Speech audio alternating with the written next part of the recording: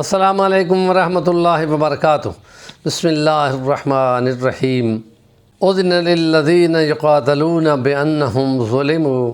وان اللہ علی نصرہم لقدیر۔ وقال اللہ تعالی لقد کان لکم فی رسول اللہ اسوۃ حسنہ۔ وقال اللہ تعالی فی کلامہ المجید والفرقان الحمید ان اللہ یحب الذین یقاتلون بانہم ظلموا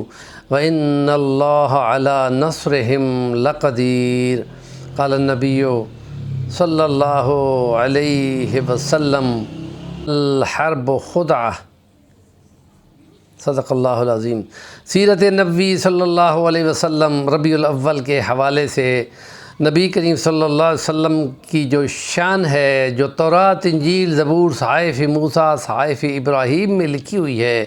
وہ نبی پاک صلی اللہ علیہ وسلم کا وہ جنگوں والا امیج ہے جس کو نبی الملاحم کہا گیا ہے کہ کشت و خون اور جنگوں والا پیغمبر، کہ جو 10,000 قدوسیوں والا لشکروں والا پیغمبر ہے، اور اس کتاب قرآن مجید میں ان کو نبی رحمت للعالمین کا خطاب دیا گیا ہے،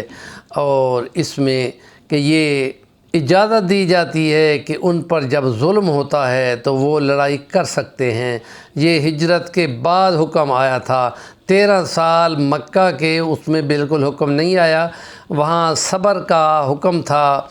اور ابلاغ تبلیغ کا حکم تھا، بہت مشکل مرحلہ تھا۔ اور اس کے بعد جب مدینہ میں جنگوں کا دور شروع ہوا، 88 جنگیں نبی نے کیں، تو اس میں یہ آیت بھی اتری کہ اللہ تعالیٰ کو وہ لوگ بہت پسند ہیں جو اس کی راہ میں سیسا پلائی ہوئی دیوار بن کے لڑتے ہیں اور قتل کرتے ہیں اور قتل ہو جاتے ہیں، اور کفار سے اس وقت تک لڑو کہ جب تک کہ ان کا فتنہ ختم نہ ہو جائے۔ لیکن اس میں ضابطۂ حیات اس پیغمبر خدا نے یہ دیا کہ اس میں جو نان حربی لوگ ہیں، جو جنگ کے بغیر رہنے والے لوگ ہیں، ان کو جنگ میں ملوث نہیں کیا جائے گا، اور یہ آپ کا بہت بڑا انسانیت کی فتح کا جو آپ ہی کے حصہ میں آیا ہے۔ اور اس میں اللہ کے اس نبی نے فرمایا تھا کہ اس جنگ میں عورت، بچہ، بوڑھا، مذہبی پیشوا، ان کے باغات، ان کے کھیت، ان کے بازار، یہ جنگ سے باہر ہوں گے، اور میں نہ دیکھوں کہ کسی جنگ میں کوئی عورت مری ہوئی پڑی ہو، تو گویا ایسا مرحلہ ضابطۂ اخلاق دیا کہ جس میں جو جنگ کرنے سے باہر ہیں ان کے ساتھ آپ نے مہربانی کر دی۔ اور اگلا ضابطہ حیات آپ نے یہ دیا کہ دشمن اگر جنگی قیدی بن جاتا ہے تو انسانیت سلوک جو آج کل دنیا کر رہی ہے، خاص طور پہ مسلمانوں کے ساتھ، آپ نے آتے ہی سب سے پہلے عیسائیوں اور یہودیوں، مشرکوں اور ان تمام لوگوں کے قیدیوں کے ساتھ حسن سلوک کا حکم دیا، اور یہ کہا کہ جو خود کھاتے ہو وہ ان قیدیوں کو کھلاؤ اور ان کے ساتھ حسن سلوک کرو، اور اس کے نتیجے میں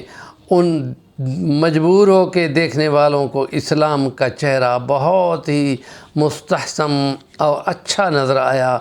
اور اسی وجہ سے وہ تمام لوگ اسلام کی طرف راغب ہوئے، اور بے شمار مسلمان عیسائی دنیا اور یہودی دنیا کے ان ممالک میں اسلام تیزی سے پھیلا۔ حالانکہ اس جنگ میں نبی پاک کا یہ اعلان تھا کہ دشمن کو دھوکہ دو، لیکن مشرکین کا سب سے بڑا مرکز جو شریف تھا، اس میں نبی پاک نے جب دشمن کو مغلوب کر لیا تو ساتھ ہی اعلان کر دیا کہ ان سب کو معاف کیا جاتا ہے۔ یہ نبی رحمت کا وہ فیض عام ہے کہ جس کی مثال دنیا میں کہیں بھی نہیں ملتی، اور اسی بات کو چائنا کے قائد اعظم نے، ماؤ زے تنگ نے بہت سراہا تھا کہ بہت تھوڑے عرصے میں بہت زیادہ علاقے فتح کیے، اور سب سے کم تعداد میں انسانیت کا قتل ہوا۔ یہ حیران کن طور پہ جنگی مہم ہے جو حضرت محمد کے حصے میں آئی۔ ہمارے چینل کا نام ہے صفی الوانی، ضرور سبسکرائب کریں اور کام کی بات کا کمنٹ ضرور دیا کریں۔